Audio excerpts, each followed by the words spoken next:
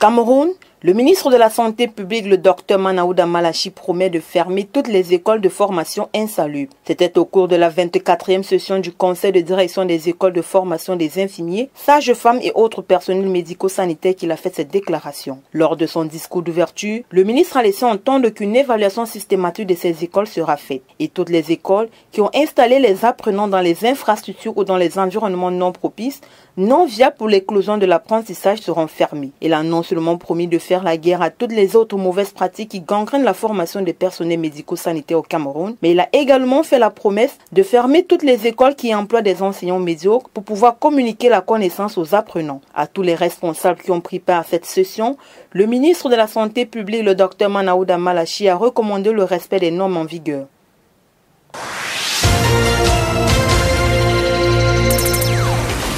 Toujours au Cameroun, la ministre de la Promotion de la Femme et de la Famille, Marie-Thérèse Abena, a signé le 15 juin dernier une convention avec 21 communes pour l'enrôlement de 26 691 enfants à l'état civil. 266 910 000 francs CFA, c'est le montant que l'État octroie comme appui aux municipalités pour le financement des jugements supplétifs d'actes de naissance dans 7 régions du Cameroun, à savoir le centre, le sud, l'est, le littoral, l'extrême nord, le nord et la Damawa. Selon l'enquête par grappe à indicateurs multiples de 2014, le taux national d'enregistrement des naissances des enfants de moins de 5 ans est estimé à 66,1%. Les taux les plus bas se retrouvent dans le nord, l'est, le sud-ouest et l'extrême nord. Une étude réalisée en 2021 par l'Institut national de la statistique révèle que 30% d'enfants de moins de 5 ans ne sont pas enregistrés à l'état civil. Dans la même année, on a recensé 1,6 million d'enfants scolarisés sans acte de naissance dans le pays. Cette convention participera donc à donner une existence légale à ces enfants, conformément aux engagements nationaux et internationaux pris par le Cameroun dans ses efforts de promotion et de respect des droits des mineurs. Rappelons qu'en avril 2022, le gouvernement avait alloué plus de 88 millions de francs CFA à 6 communes pour l'établissement d'actes de naissance à 11 000 enfants.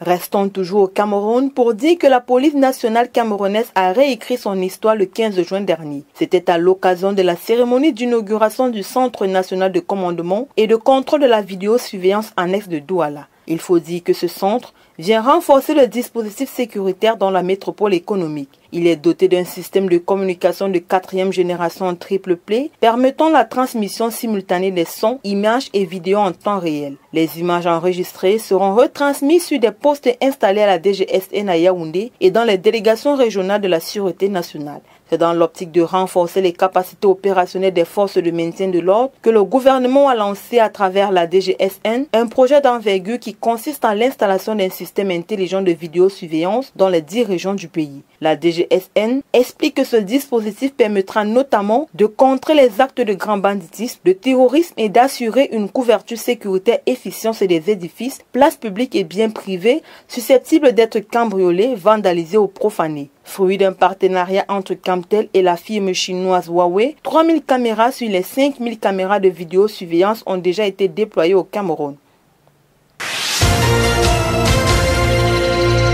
En Ouganda, après l'attaque d'une école, le président de la République Yoweri Museveni déploie une armada en RDC pour en découdre définitivement avec les ADF. À la suite de l'attaque des rebelles des forces démocratiques alliées qui auraient pris d'assaut vendredi dernier une école dans l'ouest du pays, tuant au passage 39 élèves du secondaire, le président Yoweri Museveni a, dans un communiqué ordonné dimanche dernier, l'envoi des troupes supplémentaires en République démocratique du Congo pour poursuivre les rebelles. Selon Museveni, avec la dernière attaque, il n'y a aucune raison pour que l'armée ougandaise n'en finisse pas pour de bon avec les ADF.